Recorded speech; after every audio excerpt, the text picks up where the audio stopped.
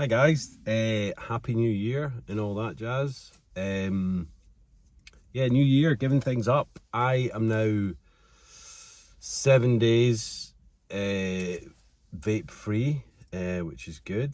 I don't smell a strawberry cheesecake anymore, so that's a plus point. I think, with anything, once you get past that withdrawal, that obviously it is a drug and it's in your system and you're dependent on it, the nicotine or whatever else it might be, whether it be alcohol or drugs or whatever. But with the nicotine, yeah, like once that's out your system, it's more, it's the mental part of that. So again, just keep busy. But once that's out your system, there's no reason other than like bad willpower to go back to it.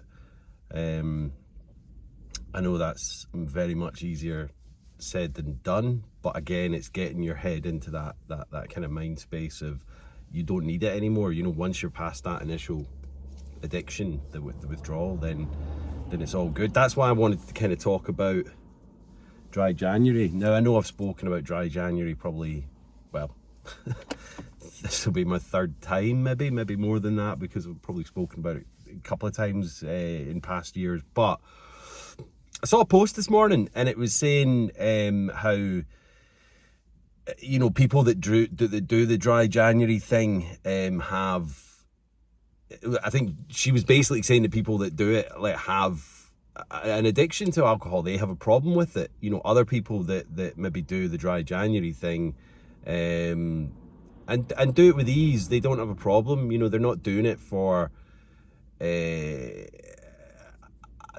they're not doing it because they have to do it, if that makes sense. They're doing it because so what I'm saying is, sorry, people that don't have a problem can do dry January pretty easy, and a lot of them don't bother doing it. They'll only really do that if there's a bunch of them at work doing it and they're saying, oh, let's all do dry January. So they're like, yeah, I can do that, I don't have a problem with drinking. But what I think she was saying was the main people that do the dry January have a problem with alcohol. And it goes to that old saying, if you think you have a problem with alcohol, then you have a problem with alcohol.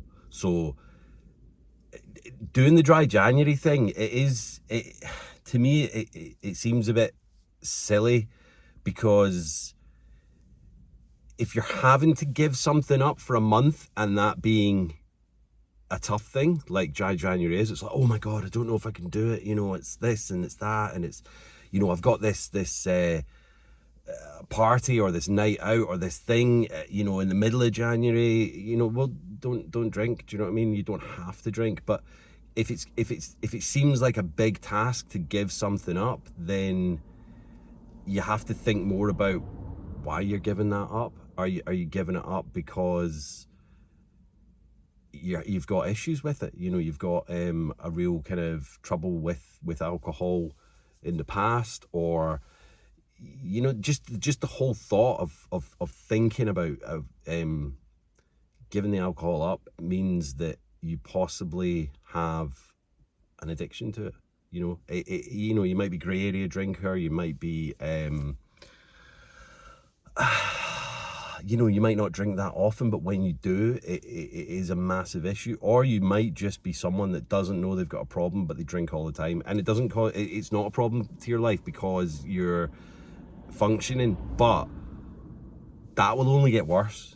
I used to drink all the time when I was younger, and it was never really a problem. Yeah, there'd be problem areas, but in my head that was just like what came with alcohol. Sometimes you drink far too much, but I would drink consistently, and I would get up and go to work, and I would do things, and I would, it was never really an obvious problem. So getting back to that January thing, like if you think that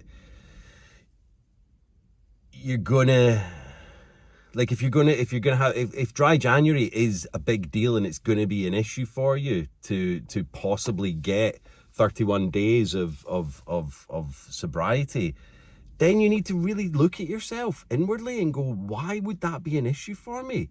It's not like you're giving up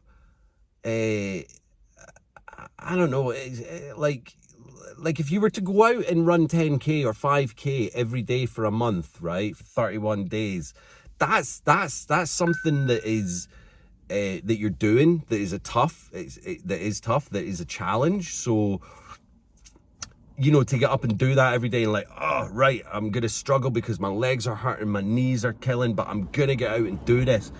That's a challenge. That is something that is, you know, commendable. But to just stop drinking for 31 days, it shouldn't be a challenge. It should be like not having Sprite for a month. Do you know what I mean? It should be like not having Tango for a month, or not having dairy milk in your coffee for a month. You know, just having oat milk or almond milk or any of these things. It shouldn't be a challenge to give up alcohol. And if it is a challenge to give up alcohol for a month, then I'm sorry, but you've probably got a problem with alcohol, and it's that simple. Do you know what I mean? And you know, everyone will probably turn around and go, but it's not that easy for lots of people. It's probably lots of people with alcohol problems, and I'm sorry to be the fucking one to tell you. Excuse my language, I've been trying to curb that, but I'm not.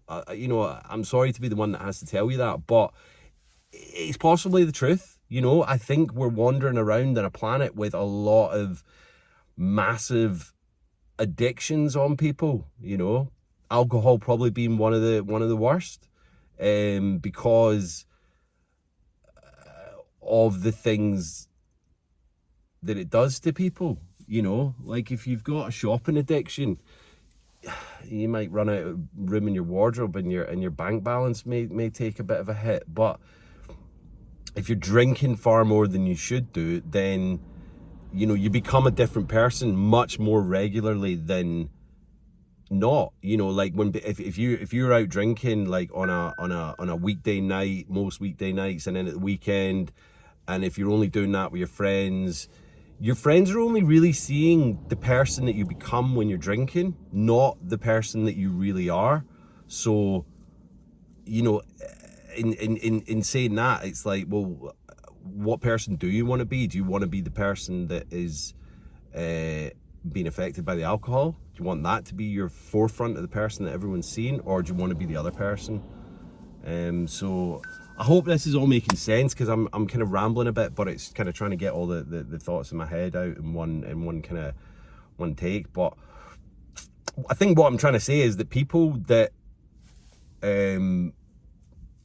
like, I'm not saying that everyone that's doing dry January has a problem with alcohol. I'm not saying that at all. I'm saying the people that are worrying about doing dry January, or are thinking that they're possibly going to slip up and they're going to do this and they're going to do that, you've probably got a problem with alcohol. Like if you think, oh, dry January, yeah, well, it's just alcohol, isn't it? I don't really have a problem with alcohol, so I'll just give it up for a month, yeah, and then I'll have the odd little shandy or glass of wine in February, and that'll be fine. Why not do 2 months? Yeah. But if you're seeing January as this mammoth hill to climb without alcohol, then just have a think about it. Think about your patterns. Write a diary out of like how much you actually drink and why you're drinking. Like midweek drinking on your own. What's that for? What really are you getting out of that? Because you know, look at my other videos, like obviously it doesn't help with anxiety, it doesn't help with stress, if you've had a bad day, if you've had a good day, it really numbs all of those things and makes them worse. It really does. So if you're thinking of doing dry January,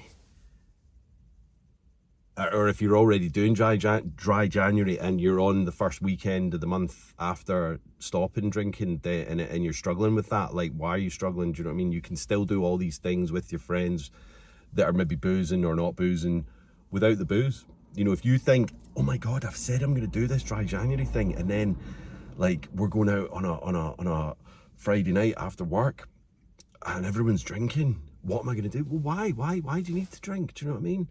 Like, you're going to have a better weekend if you go out on the Friday night and have a couple of Cokes or Sprites, granted that you've not given them up for the month as well, And then you're like, wake up on a Saturday morning and you're fine, and you're like, well, I'm still doing dry January, so I'm all right, you know. Have a think. Yeah, I hope everyone's had a great start to the new year. Mine's been good. Been working. It's been a long week. It feels like a long week, so I'm enjoying having a day off today, and going to go out and take pictures and stuff. So yeah, if you haven't seen my other Instagram page or Facebook page, it's Jimmy_Thistle_photo, Jimmy Thistle photo, you'll find it. So yeah, that's what I like to do on my downtime, go and take pictures, images to make your eyes smile. And yeah, have a good weekend, everyone. Stay safe, stay strong, stay supportive, and stay sober. Just you know, hit the like button, DM me, all that stuff. If anyone's struggling with alcohol, with dry January, whatever, drop me a DM, and we can have a chat and see what's going on. You know what I mean? I'm 873 days sober today, so fucking woohoo! But it can be done. Do you know what I mean? Like, I was the world's worst, so if I can get sober and stay sober, then so can you too. You know what I mean? It can be done. It is tough. I know the recovery rates are like 2%, 3%, maybe 1%. I don't know. It's abysmal. I've seen that in action. You don't believe that when you first hear it, like in rehab or in recovery meetings and that. You're like, oh, that can't be right. But then you see, whilst you're staying sober, the people that kind of drop by the wayside and just can't seem to get it, and you want to just go, fucking get sober. But not everybody can do it. Everybody can do it, but they need to put the work in as well. And that's the kind of thing. So anyway, it's a beautiful day up here. I hope it is with you guys too. So have a good one. Have a good weekend. Love you all. Peace.